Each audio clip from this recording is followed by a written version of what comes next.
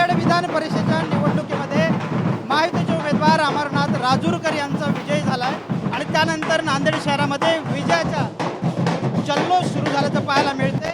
आपण बघू शकता की महायुतीकडून भाजपचे उमेदवार अमरनाथ राजूरकर यांना उमेदवारी दिली होती आणि त्यांनी आता तिसऱ्यांदा विजय मिळवला। त्यांनी हॅट्रिक साधली आहे। या सगळ्या विजयामध्ये ढोल ताशांचा नगाडा दिसतोय।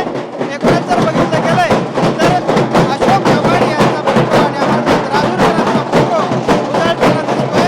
आपण या संदर्भामध्ये प्रतिक्रिया जाणून घेणार आहोत। अमरनाथ राजूरकर यांच्या सोबत आहेत।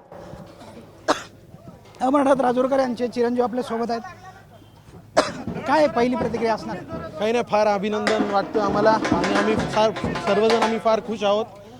अमर भाऊ निवडून आल्याबद्दल आम्ही देवेंद्रजी फडणवीस, महाराष्ट्राचे मुख्यमंत्री श्री पृथ्वीराज चव्हाण, आमचे मार्गदर्शक, आमचे लाडके अशोक चव्हाण साहेब व सर्वच भाजप नेते मंडळींचे मी मनापासून आभार व्यक्त करतो की अमर भाऊंना संधी दिली आणि अमर भाऊ नक्कीच त्या संधीचं सोनं काय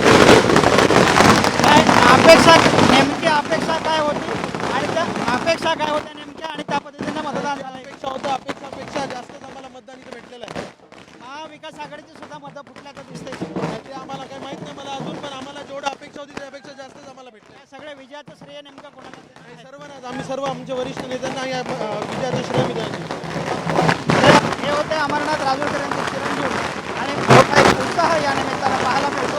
अशा पद्धतीनं खडक यांची आतिषबाजी सुद्धा या निवडणुकीनंतर होताना पाहायला मिळते आणि सुरुवातीपासूनच अमरनाथ राजूरकर हे प्रचारामध्ये आघाडीत होते आणि त्यांचा विजय निश्चित होईल असं भाजप कार्यकर्त्यांकडून दावा केला जात होता, महायुतीकडून दावा केला जात होता।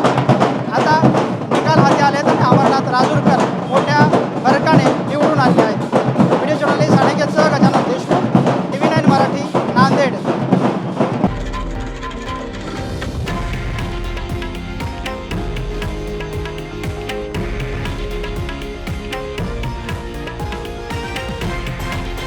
हे आहे देशातील नंबर 1 न्यूज नेटवर्क आणि आपण पाहत आहात TV9 मराठी, एकमेव।